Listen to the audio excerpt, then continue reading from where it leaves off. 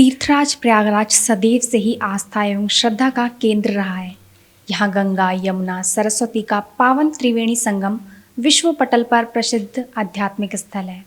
प्रयागराज की महिमा सर्वोत्र शास्त्रों में जहाँ तीर्थराज के रूप में वर्णित है, वहीं प्रत्येक काल में किसी न किसी महापुरुष के नाम से भी यह नगर चर्चा में रहा है। लेकिन राजेंद्र सभी पत्र पत्रिकाओं में देखकर कुछ कटिंग कर विविध प्रकार के समसामयिक घटनाओं पर आधारित कार्टून का हास्य व्यंग चित्रों के निर्माण में दक्ष होकर लोगों को हंसाते और अंत में लिखते, राइटर दुकान जी, लेखक मकान जी, सामान जी, भगवान जी, शैतान जी। बस लोग उन्हें दुकान जी, मकान जी कहने लगे। आज उसी नाम से धीरे धीरे चर्चित होने लगे हैं। राजेंद्र की मूछें सामान्य आकार से काफ़ी बड़ी और विचित्र हैं तथा वह संगीत की धुन पर फड़क रही हैं, मानो वह किसी नर्तकी की पैरों की भांति थिरक रही हैं। वह सपने देखते देखते उठ बैठा, सोचने लगा, क्या यह संभव है? फिर वह विचित्र लगने वाली क्रिया का अभ्यास करने लगे। मूछ की कला को निखारने के लिए, मसल्स पर कंट्रोल पाने के लिए सांस को रोकने की योग क्रिया करने लगे। रोज गंदे पड़े हुए जगह पर जाकर सांस रोकने की क्रिया करते। धीरे धीरे मूछ पर कंट्रोल कर लिया और मूछें नाचने लगी। उनके नृत्य के समय बाधा पड़ने के कारण उन्होंने अपने दांत के चौघड़े उखड़वा दिए और फिर शुरू हुआ नृत्य कला का सिलसिला। दुकान जी ने अपने नृत्य का नाम मूछ नृत्य रखा, जो शरीर के किसी भी अंग को हिलाए बिना हर धुनों पर मूछ पर मोमबत्ती जलाकर नृत्य करने लगे। लेकिन जहाँ चाहा वहीं रहा की कहावत को चरितार्थ करते हुए दुकान जी ने अपनी कठिन अथक साधना द्वारा मूछ नृत्य कला का अभिनय आविष्कार करने में सफल सिद्ध हुए। उनकी लोकप्रियता से प्रभावित होकर 1994 में Limca book of world records, Guinness book of world records, India book of world records में नामांकित हुआ। यहाँ यह भी स्पष्ट कर देना चाहते हैं कि जन सेवक के रूप में दुकान जी ने सरकारी, गैर सरकारी जैसी सभी प्रकार की योजनाओं एवं अभियानों में समर्पित भाव से योगदान दिया है।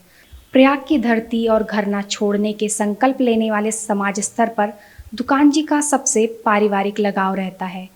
लोगों के सुख दुख में बराबर उनकी उपस्थिति सराहनीय रहती है। घर, अस्पताल, शमशान घाट, शादी ब्याह या अन्य उत्सव सभी में उपस्थिति से लोग निश्चिंत हो जाते हैं।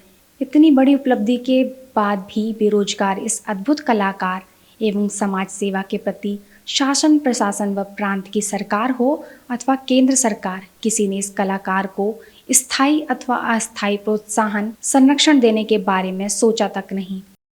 मन में एक ललक और थी, एक ऐसा अद्भुत वस्तुओं का संग्रह हो जिसे देखने से लोग आश्चर्यचकित हो। इस सपने को साकार करने के लिए दुकान जी ने अपने किराए के आवास को, जो पंचायती महानिर्वाणी अखाड़ा के एक कमरे में 1989 में सुसज्जित भी किया। कड़ी मेहनत से एक एक चीज को इकट्ठा करके, सड़क पर पड़ी हुई चीजों को उठाकर, लोगों से मांग मांग कर, जिसमें दुनिया की सबसे छोटी गीता, कुरान, हर प्रकार के शंख, देश विदेश के माचिस, डाक टिकट, हर तीर्थ स्थानों के जल, गांधी का चरखा, मिश्र की इमली, सबसे बड़ी लौकी, पुरानी घड़ी, रेडियो ट्रांजिस्टर, कैमरा, दूरबीन, पुराने नोट, सिक्कों का संग्रह, दुनिया भर के राष्ट्रीय ध्वज, पांडुलिपि, रामायण, महाभारत की अनेक भाषाओं का अद्भुत संग्रह दुकान जी के इस छोटे से संग्रहालय में सुलभ था, जिससे आने वाले पर्यटक कुंभ माघ मेला में संग्रहालय को देखकर सराहना करते। वहीं बड़े संग्रहालय बनाने के लिए भूमि सहयोग भवन हेतु अनुरोध किया, लेकिन कोई सहयोग नहीं मिला। वर्तमान में श्री पंचायती महानिर्वाणी अखाड़ा अपने भवन को जमींदोज करके नए निर्माण के लिए कहा, जो एक अच्छा सुंदर अखाड़ा बनकर तैयार होगा। इसके लिए खाली कराने को कहा और आज दुकान जी का कोलाट संग्रहालय खाली होने से कितने सामान को होलिका में दहन हुआ। इतने दिन के मेहनत को जलते हुए देखकर कष्ट हो रहा था। आज उसके साथ एक अंतर्राष्ट्रीय कलाकार, समाज सेवी जो घर से बेघर हो गया था।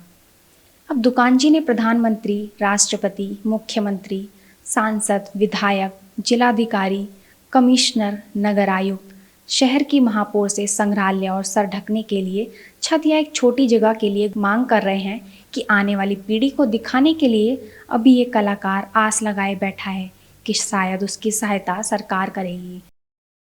मैं उन्हीं के सहयोग के बल से आगे चलता हूँ और नगर निगम ने भी अपने यहाँ हमको स्वच्छता का ब्रांड एम्बेसडर बनाया। मेला प्राधिकरण 2021 का मैं ब्रांड एम्बेसडर था। ऐसे करके ब्रांड एम्बेसडर मैं सब जगह का हूँ ज़्यादातर, लेकिन बस वही है कि ब्रांड है, मिर्जर का पता नहीं है।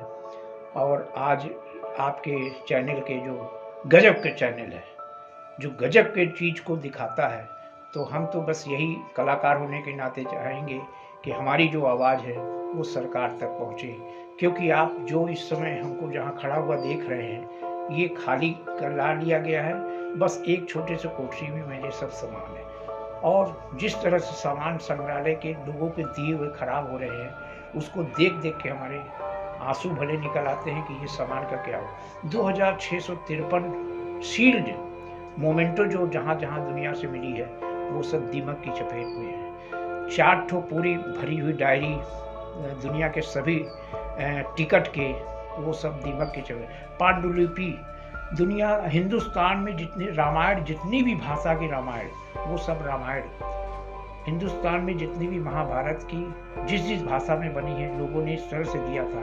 इस 12 गुणे 8 के कमरे में था। आज 2018 से वो कमरा खाली करा लिया गया, मकान खाली करा लिया गया, सामान को जलाना भी पड़ा और सामान को कुछ सड़क पर फेंकना भी पड़ा, क्योंकि दीमक ने उसको खा लिया। लेकिन शासन प्रशासन, चाहे विधायक हो, चाहे डीएम हो, चाहे कमिश्नर हो, चाहे नगर आयुक्त हो, चाहे सांसद हो, सभी के पास हर तरह का लेटर और पेपर पहुंचने के बावजूद भी उस पर सिर्फ आश्वासन मिला और आज तक कुछ नहीं हो पाया।